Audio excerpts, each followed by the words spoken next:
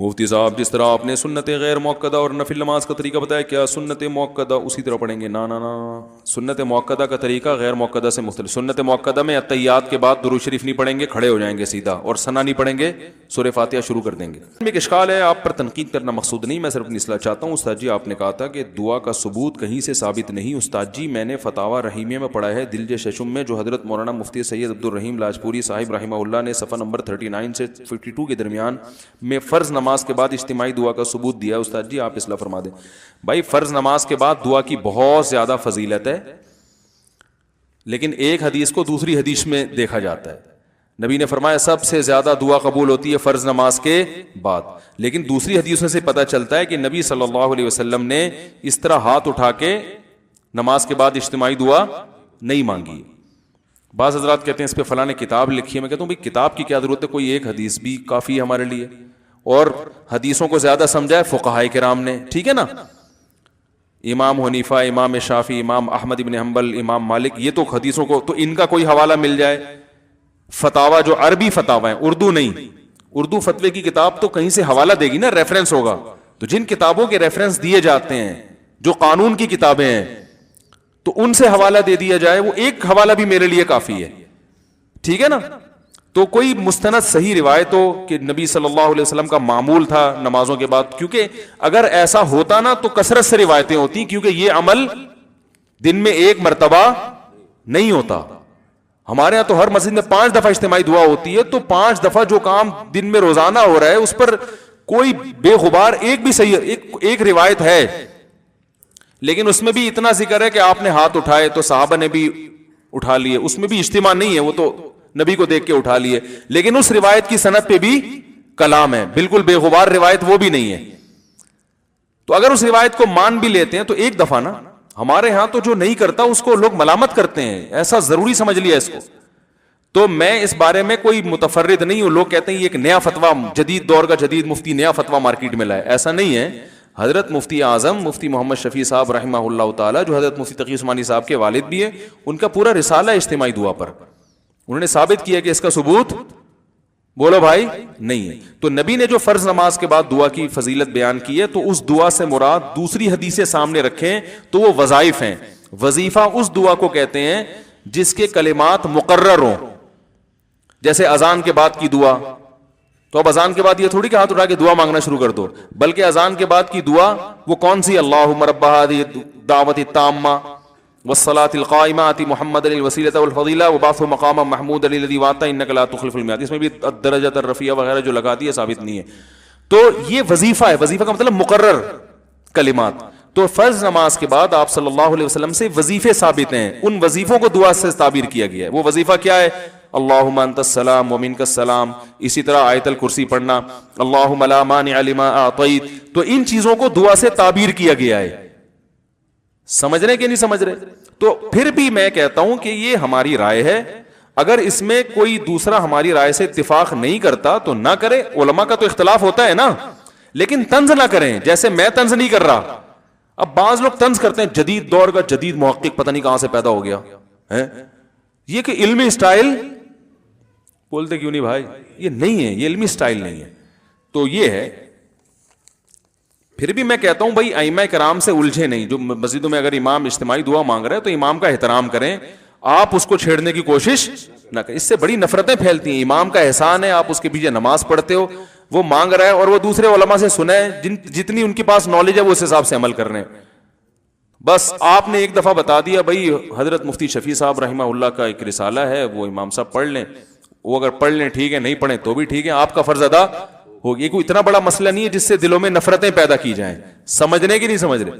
دارالعلوم کورنگی میں اجتماعی دعا نہیں ہوتی، جامعۃ الرشید میں تو انفرادی بھی نہیں ہوتی، سمجھ رہے ہیں؟ جامعۃ الرشید میں تو امام انفرادی طور پہ بھی ہاتھ اٹھا کے دعا نہیں مانگتے، کیونکہ لوگوں نے اس کو بھی بڑی ضروری سنت سمجھ لیا ہے۔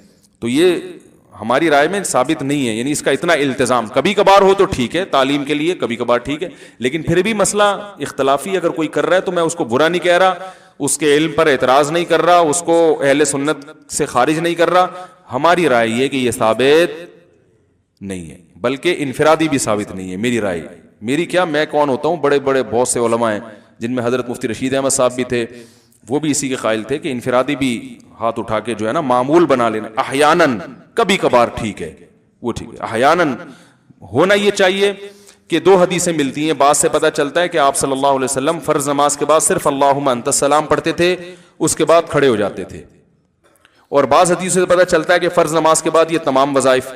تو اب اس میں دو موقف ہیں علماء کے۔ عرب علماء یہ کہتے ہیں کہ فرض نماز کے بعد پورے وظائف پڑھے جائیں، تبھی سعودی عرب میں آپ نے دیکھا ہوگا سنتیں تاخیر سے پڑھی جاتی ہیں، وہ فرض نماز کے بعد تسبیحات بھی پڑھیں گے اور اللہم انت السلام اور آیت الکرسی اور سارے وظائف، جبکہ بر صغیر کے علماء کا موقف یہ ہے کہ دوسری حدیث میں آتا ہے کہ نبی صلی اللہ علیہ وسلم اللہم انت السلام کے بعد کھڑے ہو جاتے تھے، اتنا وقفہ کرتے تھے، تو اس سے پتہ چلتا ہے کہ فرض نماز کے بعد اللہم انت السلام پڑھ کے بیٹھ جانا چاہیے، باقی جو لمبے وظائف ہیں وہ سنتوں کے بعد ہونے چاہیے۔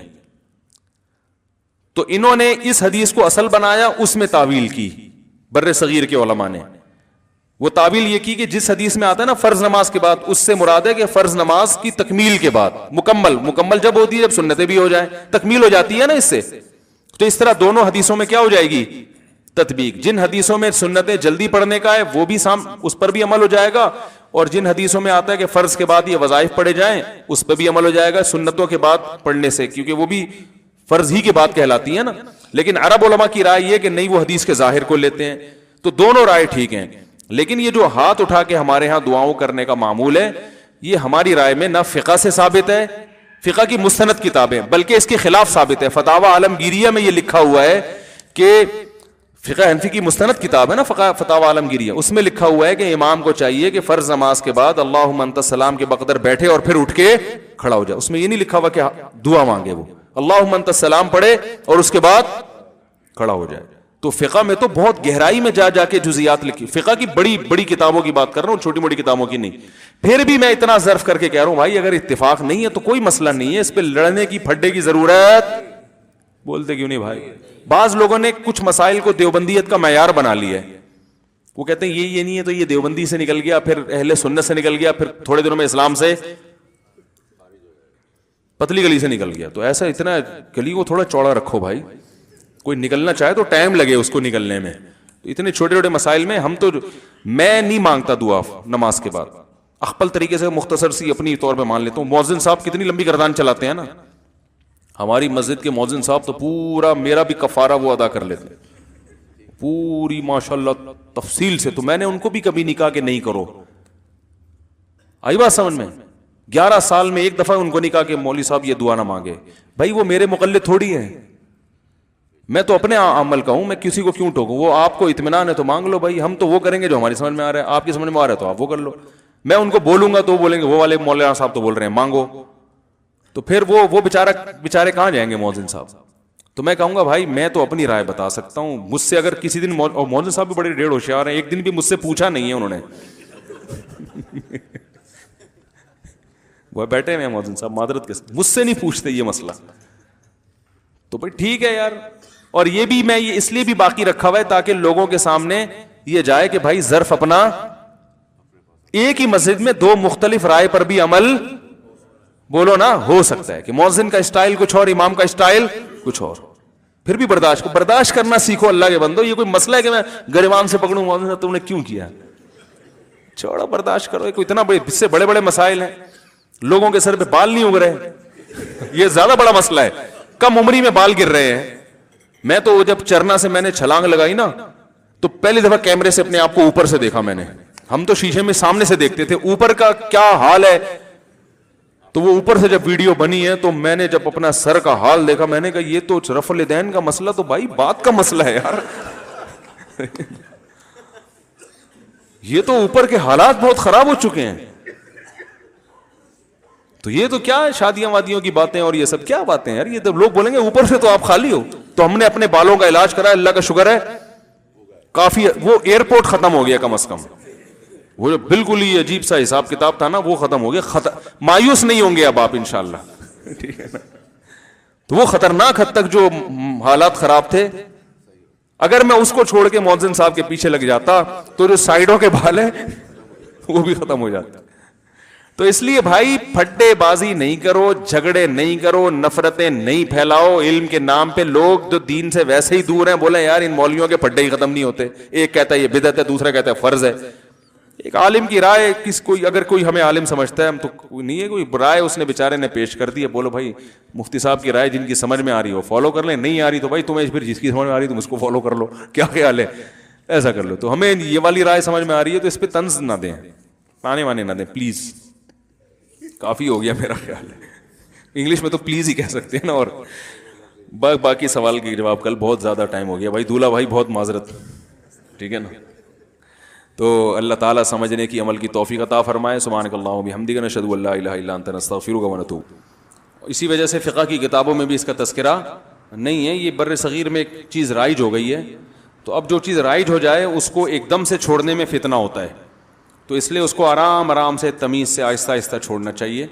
جیسے میں نے اپنی مسجد میں پہلے اجتماعی دعا ہلکی پھلکی کرائی کچھ مہینے, پھر پہلے میں نے آہستہ شروع کی تو لوگ دیکھتے تھے یہ زور سے دعا کیوں نہیں مانگتے, تو ہم نے کہا پہلے سائلنٹ پہ آنے دو لوگوں کو. اجتماعی کراتا تھا لیکن آہستہ. پھر جب لوگ اس کے عادی ہو گئے اور اس کے بعد پھر میں نے اجتماعی بھی چھوڑ دی, اخپل طریقے سے مانگ رہا ہوں, یعنی ہاتھ اٹھاتا ہوں مگر نیت اجتماع کی نہیں ہوتی, اپنی پبلک اپنی مانگ رہی ہوتے ہیں, اپنی مانگ رہے ہوتے ہیں. جب یہاں اس کے لوگ عادی ہو گئے پھر اچھا پہلے تو یہ بتاتا تھا ہاتھ اٹھاتے ہوئے نا اللہم انت السلام, یوں پڑھتا تھا, نیت ہوتی تھی اپنی. پھر جب لوگ اس کے عادی ہو گئے تو پھر ہاتھ اٹھاتے ہوئے پبلک کو پتہ ہی نہیں چلتا, اب ہاتھ گراتے ہوئے بھی پتہ نہیں چلتا. تو شروع میں لوگ کنفیوز ہے, یار امام صاحب دعا ختم کر کے تھے پتہ ہی نہیں چل رہا ہوتا, کوئی نہ مس کال آتی ہے نہ کوئی آواز آتی ہے. تو کچھ لوگوں نے اعتراض کیا, کچھ مڑ مڑ کے دیکھ رہے ہوتے تھے ہاتھ گرائیں کہ نہیں گرائے ہیں. تو میں اسے کہتا تمہیں اس سے کیا ہے کہ میں دعا مانگ رہا ہوں کہ نہیں مانگ رہا, تمہیں اس سے کیا مسئلہ ہے, میری مرضی. تو پہلے اس پہ اعتراضات ہوئے, ہوتے ہوتے ہوتے نا یہ امام کو باہر نکالو, کسی نے کہا یہ پتہ نہیں کون سا آ گیا, یہ وہاں بھی ہے, کسی نے کہا کیا ہے. پھر جب اس کے عادی ہو گئے نا, ابھی یہاں تک آ کے بریک لگ گئی ہے میری. اس کے بعد اگلا اسٹیپ یہ ہے کہ یہ دعا مانگنا نماز کے بعد ہاتھ اٹھا کے کوئی فرض واجب بھی نہیں ہے. تو اس کو اتنا ضروری کیوں سمجھ رہے ہو بھائی؟ جو امام ہاتھ اٹھا کے نماز کے بعد دعا نہیں مانگتا اس کو امامت سے نکال دیتے ہیں. تو اب کچھ دنوں میں اس پہ بھی آہستہ آہستہ پبلک کو سیٹ کرنا ہے کہ اگر امام سلام پھیر کے تسبیح پڑھ کے گھر چلا جائے, دل میں دعا مانگ لے یا گھر جا کے مانگ لے, تو اللہ کی رسول کی طرف سے امام اس بات کا پابند نہیں ہے کہ وہ گن پوائنٹ پہ اس سے دعائیں منگوائی جائیں. لیکن ابھی لوگوں کا ہاضمہ اتنا ہوا نہیں ہے, یہ کر لیا تو نہیں, آپ لوگ ہی میرے خلاف ہو جائیں گے. تو آہستہ آہستہ جہاں یہاں تک آ گئے تو اگلا اسٹیپ انشاءاللہ 10-20 سالوں میں وہ بھی ہو جائے گا, ٹھیک ہے نا. تو ایک دم فتنہ نہیں کھڑا کر دینا چاہیے, تمیز سے. ہر کام جب تمیز سے ہوتا ہے, لوگ کہتے ہیں نا کوئی اونچی آواز میں بات کرو گے, تمیز سے بات کرو کہتے ہیں نا, تو یہ کام بھی انشاءاللہ ہم تھوڑی تھوڑی تمیز سے یہاں تک پہنچ گئے. یہ بھی بڑی بات ہے, یہاں تک ہماری مساجد میں اس اسٹیج تک پہنچنا بھی آسان کام نہیں ہے. اب دیکھیں جمعے میں دعا شارٹ ہے نا, آج جمعے کے بعد دعا مانگی میں نے نہیں ہے نا, پبلک کو پتہ بھی نہیں چلا, آپ لوگوں کو بھی پتہ چلے گا, چلے جائیں گے گھر, ٹھیک ہے. کوئی جمعے کے بعد تو اجتماعی دعائیں مانگی جاتی ہیں, کوئی ضروری تھوڑی ہیں. تو کوئی ایک بندہ ایسا بھی ہونا چاہیے جو نہ مانگ رہا ہو, یہ بتانے کے لیے کہ وہ فرض نہیں ہے. جو اجتماعی دعا خطبے میں ہوتی ہے وہ تو سنت ہے, وہ ہو گئی. خطبے میں ہم نے دعا مانگی نا اللہم اہدنا فیمن ہدیت وعافنا, یہ ہے سنت, یہ ہم نے کر لی ہے. تو جو سنت دعا تھی وہ تو ہو گئی. اب آپ کو اختیار ہے اس کے بعد دعا مانگو نہیں مانگو. تو اس طرح سے ہم سیٹنگ پہ لوگوں کو لا